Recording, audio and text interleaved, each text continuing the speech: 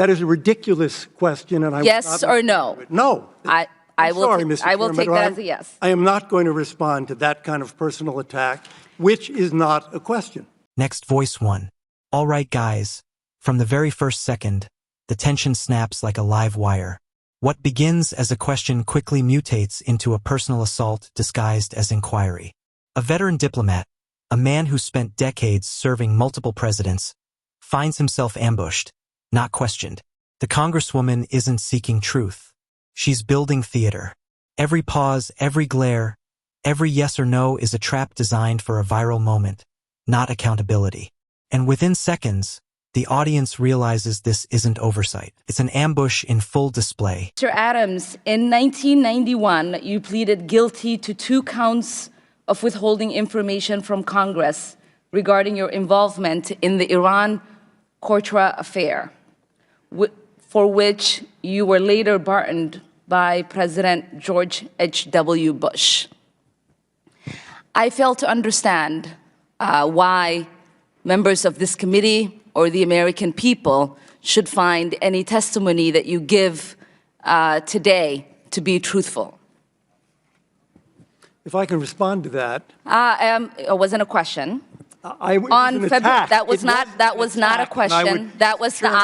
I reserve the right to my time. It is not right. That was not a question. Committee can attack on February 8th, who is not permitted to reply. That was not a question. Thank you for your participation. As the interrogation unfolds, her words become sharper, colder, more performative. She invokes past scandals not to uncover truth but to corner and humiliate. Every accusation drips with intent, weaponized history twisted for spectacle. The diplomat, composed yet visibly stunned, refuses to play along. That's not a question, he says, trying to restore some semblance of professionalism. But Dorm dies the moment she interrupts again. The goal isn't dialogue, it's domination, and the crowd watching knows it. For your participation.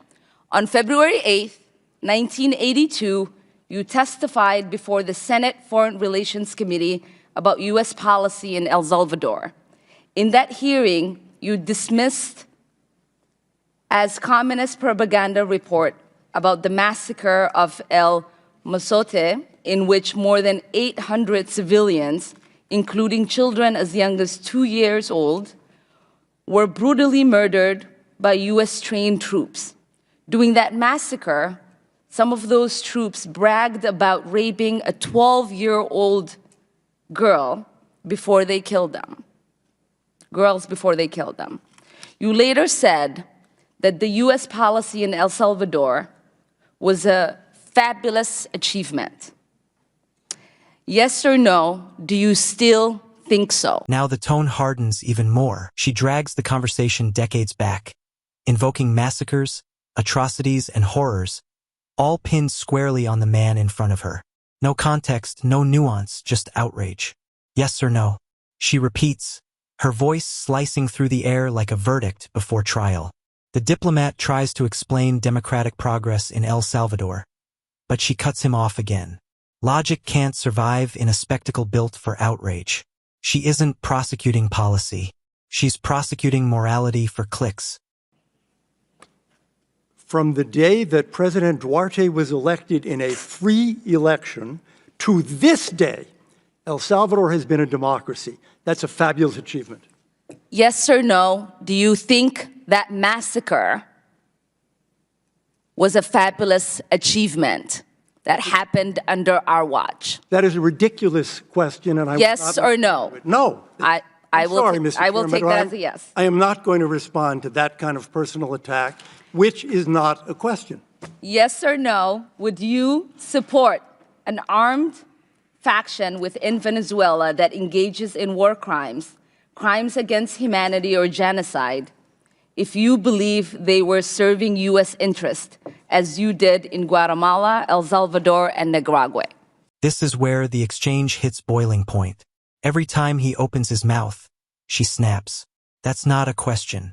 The hearing becomes chaos in slow motion, a courtroom of accusation without defense. The diplomat refuses to legitimize the bad faith interrogation, calling it what it is, absurd. But she keeps pressing, pivoting to Venezuela, to genocide, to every loaded phrase that can trigger emotion. It's no longer about accountability.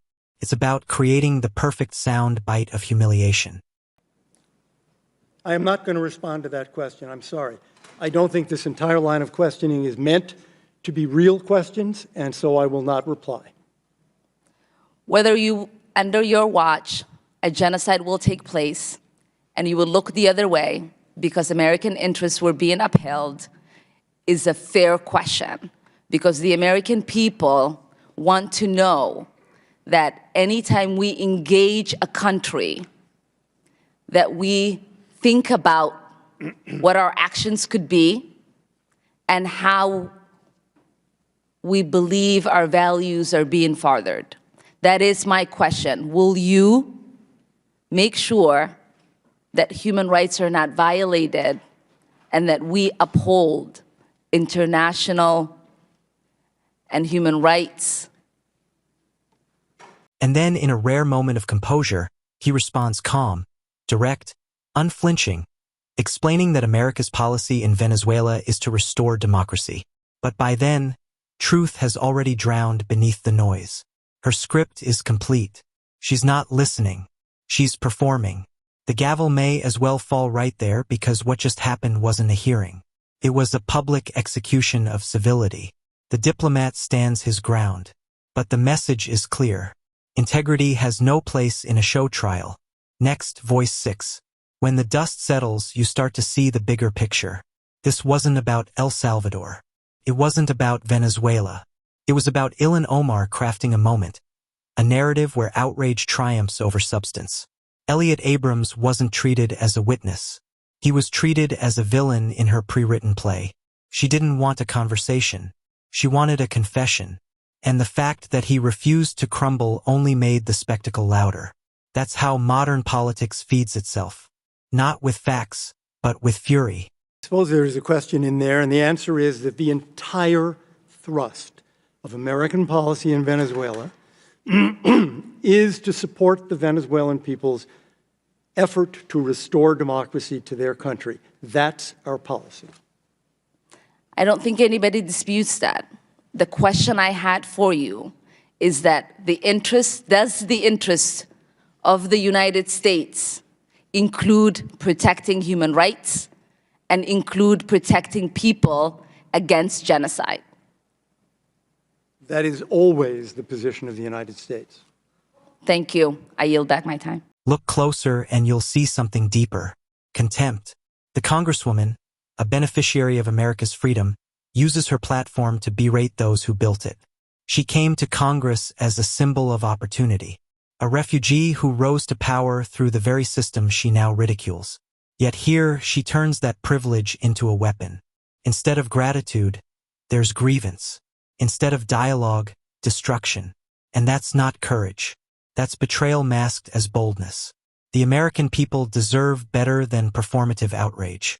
Mr. Adams, in 1991, you pleaded guilty to 2 counts of withholding information from Congress regarding your involvement in the Iran-Contra affair, for which you were later pardoned by President George H.W. Bush. I fail to understand why members of this committee or the American people should find any testimony that you give today to be truthful. If I can respond to that. It wasn't a question. That was not a question. I reserve the right to my time. It is not right. That was not a question. Committee can attack on February 8th, who is not permitted to reply. That was not a question. Thank you for your participation. So when you rewatch this exchange, don't just see a tense moment, see a warning. This is what happens when activism replaces governance, when personal crusades overtake public duty. Elliot Abrams came to discuss serious policy. Instead, he faced political theater at its most corrosive. What we witnessed was an oversight. It was opportunism. And until our leaders value respect over spectacle, truth will keep losing to noise. Because in that room, one thing became painfully clear. The real casualty wasn't a diplomat. It was decency itself.